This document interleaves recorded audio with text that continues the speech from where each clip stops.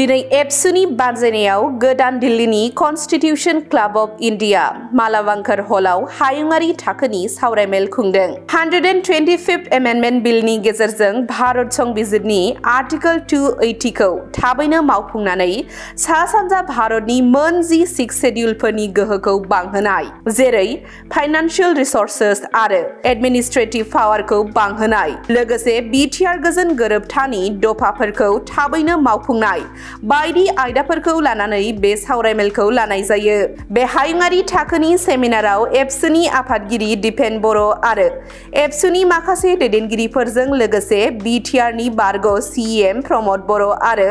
Tribal माहारिनि दैदेनगिरिफोराबो बाहागो लादों। मेघालयनि खासि हिल्स अट'नमास डिस्ट्रिक्ट काउन्सिलनि फर्मार सिएम फिनिएट सिंह सिएम, त्रिपुरानि ट्राइबेल वेलफेयार एन्ड क'परेसन बिफाननि मन्त्रि शुक्ला चरण न'आटियाजों लोगोसे माखासे दैदेनगिरिफोराबो बे सेमिनाराव बिबुंथि लाखिदों। मिरु एबसुनि आफादगिरि दिपेन बर'आ खौरांगिरिफोरनि सिगाङाव माखासे बाथ्राफोरखौ फोरमायदों। दिनैनि सावरायमेला गाहामैनो जाफुंसारबाय आरो भारत सरकारा बेनि सायाव नोजोर होनांगौ। भारत सरकारनि नोजोराव गोग्लैनो थाखायनो बे सेमिनारखौ नेशनेल केपिटेलाव लानाय जादों। जायखिजाया थासारियावनो गोजां बोथोरनि पार्लियामेन्ट सेसनाव आर्टिकल 280 125th एमेन्डमेन्ट बिलआ पास जानांगौ आरो बिटिआर गोरोबथाखौ मान होनांगौ। नङाब्ला फैगौ डिसेम्बर दानाव 2 लाख सुबुंखौ लानानै क'क्राझाराव सुबुं गौमा खालामगोन होननानै खौरांगिरिफोरनि सिगाङाव बुंथिदों दिपेन बर'आ।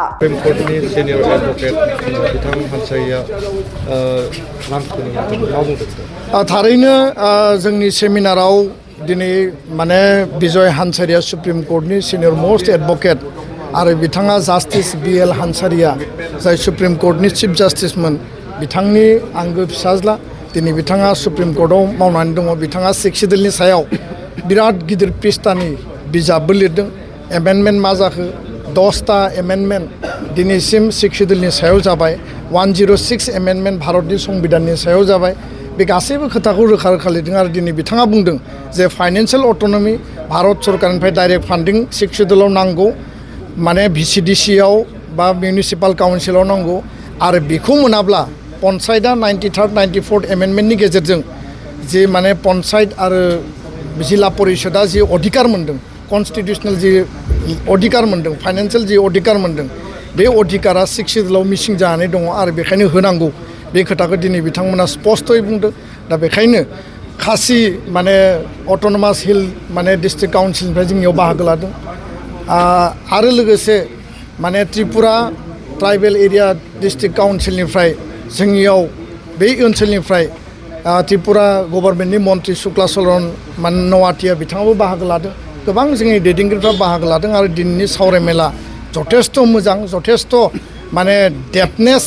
आरो जोंनि माने मेडियानि गेजेरजों दिनै जों खावलायगोन जे भारत सरकारा बिनि सायाव एटेनसन होनांगौ आरो बे एटेनसन द्र खालामनो थाखायनो दिनै जों नेशनेल केपिटेलाव बे सेमिनारखौ लादों। भारतनि राजथावनि गोदान दिल्लीयाव आरो बे कन्स्टिटिउसन क्लाबाव दुलाराय बर' फरायसा आफादनि जोबोद गिदिर टीम, प्राय 600निबो बारा आरो सा सानजा भारतनि मोनब्रै स्टेटनि आसामनि 3 सिक्स शेड्युल काउन्सिल, मेघालयनि 3 सिक्स शेड्युल काउन्सिल, मिज'रामनि 3 सिक्स शेड्युल काउन्सिल आरो त्रिपुरानि 1 सिक्स शेड्युल काउन्सिल, 10टा सिक्स शेड्युलनि जि अधिकार, फाइनान्सियेल अट'नमि, फाइनान्सियेल रिसोर्स आरो लोगोसेनो आर्टिकल 280 एमेन्डमेन्टनि गेजेरजों एडमिनिस्ट्रेटिभ पावार बांहोनायनि सायाव दिनै जोङो कन्स्टिटिउसन क्लाब अफ इन्डियायाव नेशनेल लेभेलजों सेमिनार बेयाव हांख्रायनाय जादों आरो बे सेमिनारनि गेजेरजों भारत सरकारनिसिम जोंनि दाबि, स्पष्ट दाबि जे आर्टिकल 280 125th एमेन्डमेन्ट 2019आव बेखौ पार्लियामेन्टआव लाबोनाय जादोंमोन, खिन्थु बेखौ पास खालामनाय जायाखै आरो बे 125th एमेन्डमेन्टनि गेजेरजों 2020 सनाव 27 जानुवारियाव एबसु NDB UPPOजों जानाय जि बर' गोजोन गोरोबथा, बे एकर्डआव मेनसन खालामनाय बायदियै जोंनि जि फाइनान्सियेल अट'नमिनि अनगायैबो माने भारत सरकारा जि मोनसे कन्स्टिटिउसनेल आरो पलिटिकेल जि जोंनो माने राइट्स होनांगौ आरो मर अट'नमिनि बाथ्रा बेयाव लिरनाय दङमोन जे 40टा आथिखालनि समस्तिखौ 60टा खालामनाय जागोन आरो 60टा जायोबा जोंनि एसटि समस्तिया 40टा जागोन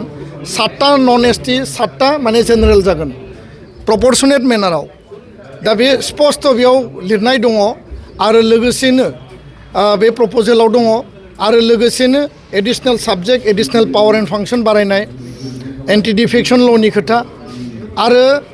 सिमा बारायनांगौनि जि जोंनि दाबि साथिखान गामिया सोबाय आरोबाव गामि सोबावनांगौ बे गासैबो खोथा बाथ्राफ्रा बेयाव लिरनाय दङ आरो गोबाङानो गोरोन्थि बुजियो जे जोंनि प्रप'जेलाव दिनै जोङो स्पष्टयै बेयाव बुंनाय जादों जे काउन्सिलनि नामा बड'लेण्ड टेरिटरियेल काउन्सिल बिटिसिआनो थागोन जों जेखौ प्रस्ताब होदों आरो एरिया जि दंमोन BTAD Bodoland territorial area district जिहेतु एरिया बांबाय जिल्लाया बांबाय दा बेखायनो बड'लेण्ड टेरिटरियेल रिजन बिटिएडिखौ आपग्रेड खालामनानै बिटिआर खालामनायनि जों प्रस्ताब होदों बेयाव खुनु कन्ट्राडिक्सन बा कनफ्लिक्ट जानो गोनां गैया दा बेखायनो भिलेज काउन्सिल मिउनिसिपाल काउन्सिल दानांगौ कनस्टिटिउसनेल मर्यादा होनांगौ आसाम सरकारनिफ्राय जों ग्रान्टेड मोनो आरो माखासे फान्डफोर मोनो खिन्थु भारत सरकारनिफ्राय नेशनेल जि जोंनि फाइनान्सियेल जि बाजेट दङ बिनिफ्राय थोंजोङै डाइरेक्ट फाइनान्स 6 सिडुल काउन्सिला बिटिसिआनो जा बिटिआरआनो जा बा नर्थ इस्टनि 10 6 सिडुला बेखौ मोननांगौ बे दाबिखौ लानानै दिनै बेयाव जोङो माने नेशनेल लेभेलनि सेमिनार खालामदों गाबोन जन्तर मन्तराव 3 घन्टाया धरना दङ एखे दाबिखौनो लानानै आरो बर' गोजोन गोरोबथानि माखासे आद्रा थानाय जिखिनि दफाफोर सनितपुर बिश्वनाथ बिटिआरनि खोलाहा थानाय गामिफोरखौ सोसनबावनांगौ एसटि हिल स्टेटास होनांगौ कार्बि आंलंनि बर'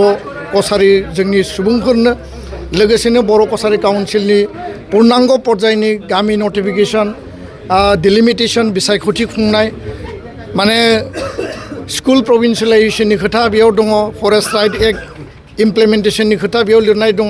1500 कोटि थाखाजों इनफ्रास्ट्राक्चार डेभेलपमेन्टनि खोथा आसाम पुलिस पारामिलिटारि आर्मियाव रिक्रुटमेन्टनि खोथा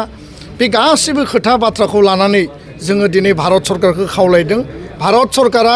2020 सनाव जि एकर्ड खालामदोंमोन बे एकर्डनि कागजआ ओरैनो धेमालियै खालामनाय ओरैनो माने खालामनाय सुक्ति नङा 93 नि सुक्ति 2003 नि सुक्ति 2020 नि सुक्ति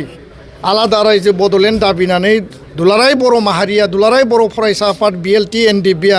जि लामाजों आवगायनानै मोनथाम सुक्ति मोनबाय आरो बे मोनथाम सुक्तिखौ